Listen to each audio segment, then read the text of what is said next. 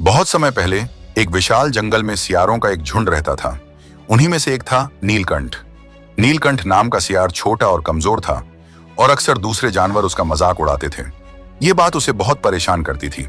एक दिन जब वह जंगल में भोजन की तलाश में निकला तो अचानक शेर के सामने आ गया। शेर को देखते ही नीलकंठ डर से कांपने लगा और अपनी जान बचाने के लिए भागा। भागते भागते वह जंगल के बाहर एक गांव में पहुंच गया। गांव में नीलकंठ दौड़ते दौड़ते धोबियों के कपड़े धोने वाले तालाब में गिर पड़ा। वह तालाब रंगीन पानी से भरा हुआ था क्योंकि उसमें कपड़े रंगे जाते थे। जैसे ही नीलकंठ बाहर निकला उसका रंग नीला हो गया। नीला रंग देखकर वह खुद को पहचान नहीं पाया। जब वह वापस जंगल लौटा तो सभी जानवर उसे देखकर डर गए। शेर, बाघ और भालू तक उसे देखकर सहम गए। उन्होंने सोचा, यह कोई अद्भुत और शक्तिशाली प्राणी है। नीलकंठ ने तुरंत इस मौके का फायदा उठाने का सोचा। उसने ऊंची आवाज में कहा, मैं ईश्वर का भेजा हुआ दूत हूं। अब से मैं तुम्हारा राजा हूं। तुम सब मेरी सेवा करोगे और मैं तुम्हारी रक्षा करूंगा। सभी जानवर डर के मारे उसकी बात मान गए। शेर और बाघ भी उसकी सेवा में लग गए।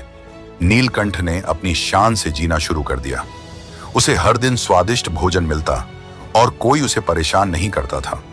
नीलकंठ अब खुद को जंगल का राजा समझने लगा था, लेकिन उसने यह भी तय किया कि वह अब सियारों के साथ नहीं रहेगा। वह उन्हें अपने से दूर रखता था ताकि उसकी असलियत न खुल जाए। एक दिन चांद की रोशनी में सियारों का झुंड अपने विशेष तरीके से हुआ हुआ की आवाज में गाना गाने लगा।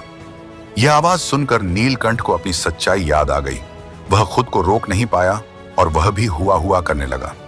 नीलकंठ की सियारों वाली आवाज सुनकर जंगल के सारे जानवर समझ गए कि यह कोई दिव्य प्राणी नहीं बल्कि एक साधारण सियार है। शेर और बाघ गुस्से में उसके पास आए और बोले, तूने हमें धोखा दिया। तू कोई राजा नहीं बल्कि एक साधारण सियार है। सभी जानवरों ने मिलकर नीलकंठ को जंगल से भगा दिया। नीलकंठ ने अपनी सच्चाई को छुपाने की कोशिश की, लेकिन वह ज्यादा समय तक ऐसा नहीं कर सका। इस घटना से उसने और जंगल के जानवरों ने यह सबक सीखा कि झूठ और छल से कभी सम्मान नहीं मिलता। अगर वीडियो पसंद आया हो तो चैनल को लाइक, सब्सक्राइब करें। फिर मिलते हैं अगली कहानी के साथ। तब तक के लिए धन्यवाद।